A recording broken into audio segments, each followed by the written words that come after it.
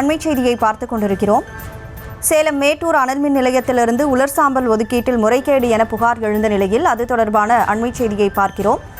வழக்கு தொடர்பான முழு விவரங்களோடு செய்தியாளர் மதியழகன் இணைப்பில் இருக்கிறார். மதியழகன், கூடுதல் விவரங்களை பதிவு செய்யலாம். தமிழ்நாடு மின் வாரியத்துக்கு சொந்தமான திருவள்ளூர், தூத்துக்குடி, சேலம் உள்பட 5 அனல் மின் நிலையங்களில் வெளியாகும் உலர் சாம்பலில் 20% சிறு குறு தொழில் நிறுவனங்களுக்கு இலவசமாக வழங்கப்படுகிறது. மீதம் மற்ற நிறுவனங்களுக்கு விற்கப்படுகிறது.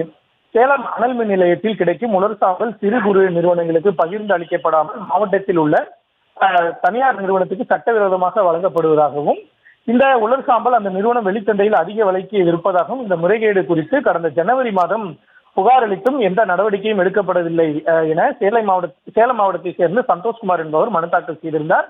இந்த வழக்கை விசாரித்த உயர்நீதிமன்றம் மனுதாரர் தெரிவித்த குற்றச்சாட்டு தொடர்பாக விசாரணை நடத்தப்பட்டதா என்பது குறித்து உரிய ஆவணங்களுடன் பதிலளிக்க தமிழ்நாடு மின் உற்பத்தி மற்றும் பகிர்மான கழக இயக்குநருக்கு உத்தரவிட்டிருந்தது.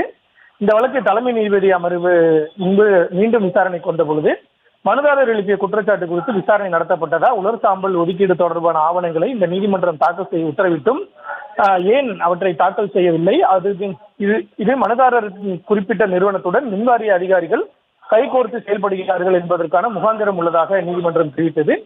இதனையடுத்து நீதிமன்றம் உத்தரவிட்டும் அது தொடர்பான ஆவணங்களை வேண்டுமென்றே தாக்கல் செய்யாமல் மறைக்கப்பட்டு உள்ளது என தெரிவித்த தலைமை நீதிபதி அமர்வு உலர் சாம்பல் ஒதுக்கீடு தொடர்பான ஆவணங்களுடன் நாளை நேரில் ஆஜராகும்படி தமிழ்நாடு மின் உற்பத்தி மற்றும் பகிர்மான கழக இயக்குநருக்கு நீதிபதிகள் உத்தரவிட்டுள்ளனர். அவ்வாறு ஆஜராகவிட்டால் இப்புகார் குறித்த விசாரணையை சிபிஐ போன்ற சுதந்திரமான புலனாய்வு அமைப்புக்கு மாற்றி உத்தரவு பிறப்பிக்க நேரிடும் என்றும் எச்சரித்துள்ளனர்.